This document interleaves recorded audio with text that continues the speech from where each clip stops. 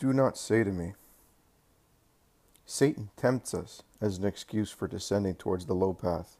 Also God tempts with his love, which is very strong, with his words, which are most holy, with his promises, which are most alluring. Why then should you allow yourselves to be tempted by one only of the two, by the most undeserving one to be listened to? Are God's words, promises, love not sufficient to counteract Satan's poison? Consider that is not to your favor. When a man is physically very healthy, he is not immune from contagion, but overcomes it quite easily.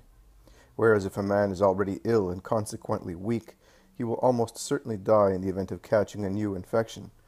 And if he survives, he is more seriously ill than previously, because his blood lacks the strength to kill the contagious germs completely. The same applies to the superior part. If a man is morally and spiritually healthy and strong, you may be sure that he is not free from temptations, but evil does not strike roots in him. When I hear anyone say to me, I approached this man and that one, I read this book and that one, I endeavored to persuade this person and that one to do good, but in actual fact the evil which was in their minds and in their hearts, the evil which was in the book, entered my heart, I conclude, which proves that you had already created within yourself a suitable ground for penetration, which proves that you are a weakling, lacking in moral and spiritual strength, because we must derive some good also from our enemies. By watching their errors, we must learn not to fall into the same. An intelligent man does not become the laughingstock of the first doctrine he hears. A man saturated with a doctrine cannot make room in his mind for any other. This explains the difficulties met when one endeavors to convince those who are persuaded of other doctrines to follow the true doctrine. But if you admit that you change your mind like a weathercock, I can see that you are thoroughly empty, that your spiritual stronghold is full of breaches, that the dam of your mind is leaking in hundreds of places, through which good water runs out, and foul water runs in, and you are so stupid and listless that you are not even aware of it, and you do not see it. You are a wretch. Of the two paths, therefore, choose the good one, and proceed on it, resisting to the allurements of senses, of the world, of science, of the demon. Leave half-faiths, compromises, pacts with two people, one opposed to the other, to the men of the world. They too should avoid them, if they are honest. At least you, men of God, must shun them. You cannot have them either with God or with mammon. You must not have them with yourselves either, because they would be of no value. If your actions are a mixture of good and evil, they are of no value whatsoever. The entirely good ones would be cancelled by the bad ones. The evil ones would lead you straight into the enemy's arms. Therefore do not indulge in them. Be loyal in your service. No one can serve two masters with two different minds. He will either love one and hate the other, or vice versa. You cannot be both of God and of mammon. The Spirit of God cannot be conciliated with the spirit of the world. The former ascends, the latter descends. The former sanctifies, the latter corrupts. And if you are corrupt, how can you act with purity? Senses light up in corrupt people, and other lusts follow senses. You already know how Eve was corrupted, and how Adam became corrupt through her. Satan kissed the woman's eyes and bewitched them, so that every aspect so far pure became impure for her, and roused strange curiosities. Then Satan kissed her ears and opened them to the words of a new science, his own. Also Eve's mind wanted to know what was not necessary.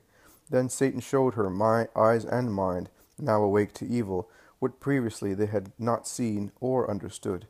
And everything in Eve became sharp and corrupt. And the woman went to the man, revealed her secret, and persuaded Adam to taste of the new fruit, so beautiful to the eye, and so strictly forbidden so far. And she kissed him, and looked at him with mouth and eyes already fouled by Satan's gloomy disorder. And corruption penetrated Adam, who saw, and through his eyes he craved for what was forbidden, and he bit it with his helpmate, and fell from such height into mud. A corrupt person will draw another person to corruption, unless the latter is a saint, in the true sense of the word. Watch your eyes, men, both the eyes of your bodies and the eyes of your minds. If they are corrupt, they can but corrupt all the rest. The eye is the light of the body. Your thought is the light of your heart. But if your eye is not pure, because since the organs are subject to thought, a corrupt thought will corrupt also senses. Everything in you will become obscure, and a seducing haze will create impure phantasms in you. Everything is pure in him who has a pure thought, which causes a pure look, and the light of God descends as a master, where there is no obstruction of senses. But if out of ill will you have accustomed your eyes to disorderly visions, everything will become darkness in you. In vain you will look at the most holy things. In the darkness there will be nothing but blackness, and blackness will be the deeds accomplished by you. Therefore, O children of God, defend yourselves against yourselves. Look after yourselves diligently against all temptations. There is no evil in being tempted. An athlete prepares himself for victory, fighting, but it is evil to be overcome because you are not prepared, and you are negligent. I know that everything serves as a temptation. I know that defense is exhausting. I know that it is tiring to have to struggle. But think of what you will gain through these things. And for 1 hour of pleasure, whatever kind it may be, would you like to lose an eternity of peace? What does the pleasure of the flesh, of gold, of thoughts leave you? Nothing. What do you gain by rejecting them? Everything. I am speaking to sinners, because man is a sinner. Well, tell me the truth. After satisfying your senses, your pride, your greed, have you felt fresher, happier, safer? In the hour following your satisfaction, which is always the time of meditation, have you sincerely felt that you were happy?